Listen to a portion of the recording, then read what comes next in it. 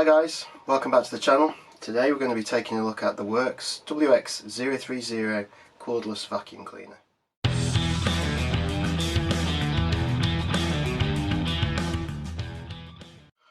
So no unboxing today, it literally pulls out of the box like this, all assembled just in a plastic bag, so it really isn't much point. This particular unit uses the standard Worx removable batteries, which I also have in my brushless impact driver and brushless commie drill. So that's one of the main reasons why I went for this particular model. This, by the way, isn't particularly cheap as far as cordless vacuums go. It was just over 80 quid from Amazon. So yeah, it's a bit of an investment if you want a spare battery as well, which I did purchase, even though I've got 3 others. We purchased this mainly to go in our new motorhome, which has got carpets, which you already know if you've already seen the walk around video that I posted a few weeks back.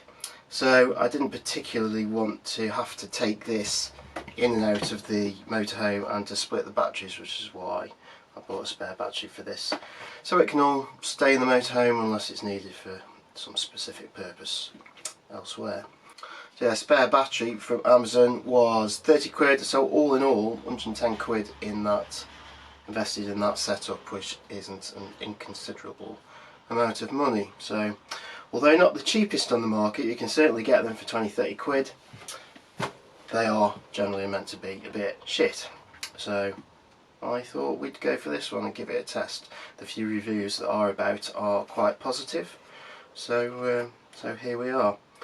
Had this a few weeks, not actually used it yet, so we'll give it a quick test in my extremely filthy car in a bit, and we'll see how well it picks up, see what the runtime's like, yada yada yada. This particular unit has 2 power levels, the standard and a turbo. It's supposed to run for around 22 minutes on the standard power level. Not sure what the turbo power level is, but we will test that shortly and see if the quoted run times are anywhere close to actual reality. Nice compact unit. Hose integrated into the handle. Magnet holds it in place once it's there.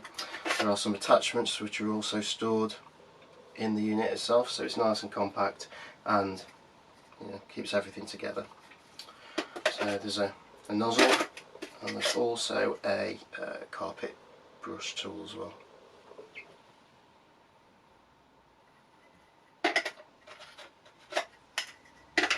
Which goes in that way around. There's a close-up look of the nozzle. So to empty this, there's a button on the top to release the bottom of the unit, which I can't seem to do. There you go, so that comes open. You can see inside there's a filter mechanism, which should also come out, and does with a twist. So there's the filter unit. It's kind of standard arrangement. It's a paper looking filter with a wire mesh around it. This kind of thing usually works quite well. We have a couple of mains powered hoovers that have got this kind of arrangement. The only issue with them, I find, is that the wire gauze can get blocked with dust and bits of crud, and so emptying them isn't just a simple matter of emptying the cavity in the hoover. You also have to go to the extent of taking these out, giving them a good bash or brush or clean with your fingers, however, whichever way you want to do it, to maintain the suction. But we'll see if that is the case with this particular model when we test it. As you can see, I mean, I think I've run it a couple of times, but we haven't actually used it in anger, so we shall see how effective that is. The bottom's a little bit fiddly to get to open. It helps if you've got 2 hands. Otherwise, not a particularly huge amount to say about it.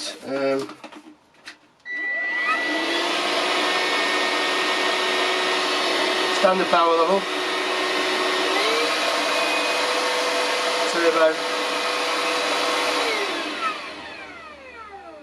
and off. So it's a two-stage button, standard, turbo and off. That's about it.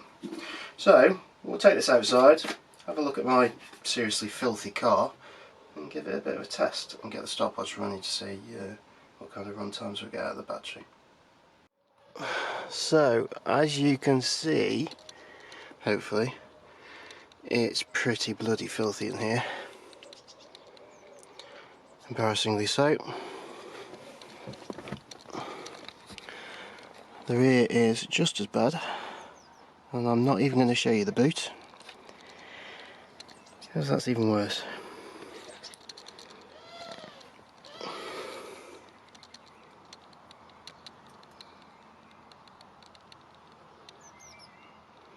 So the plan will be that I will hoover the passenger side on standard power so we can test the pickup front and back, and I'll hoover the driver's side on turbo,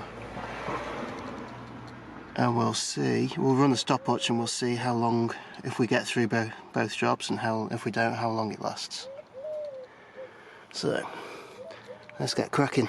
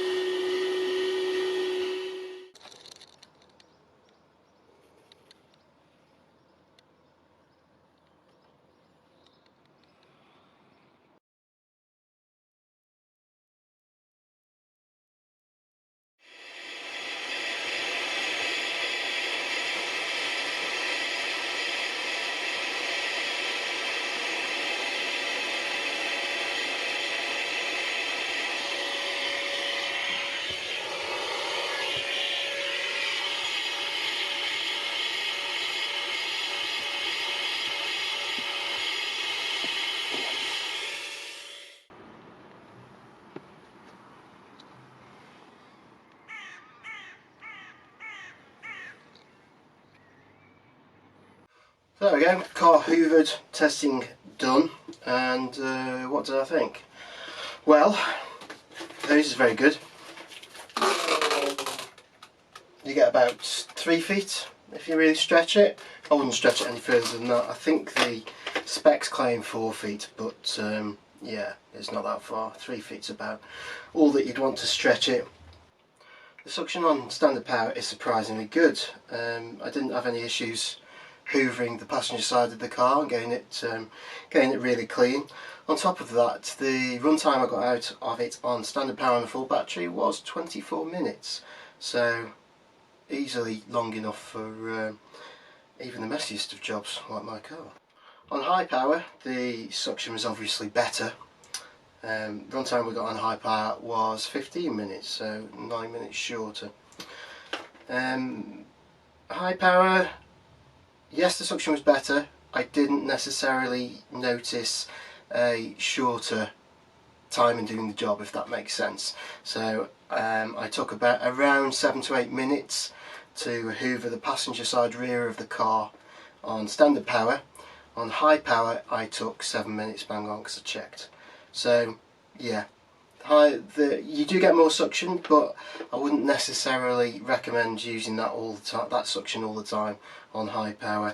On top of that, obviously with the shorter run time, is noticeably more heat coming out of the unit, especially around the top here. So I would imagine that using this on high power for extended periods and repeatedly would shorten the life of the motor.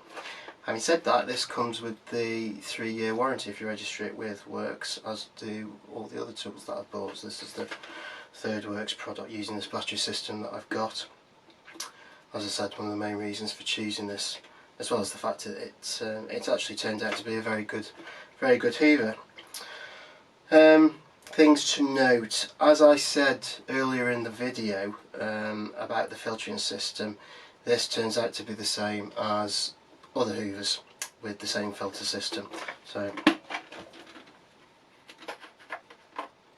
if you want to maintain the suction on this unit, it's imperative that when you empty it, you also take the filter out.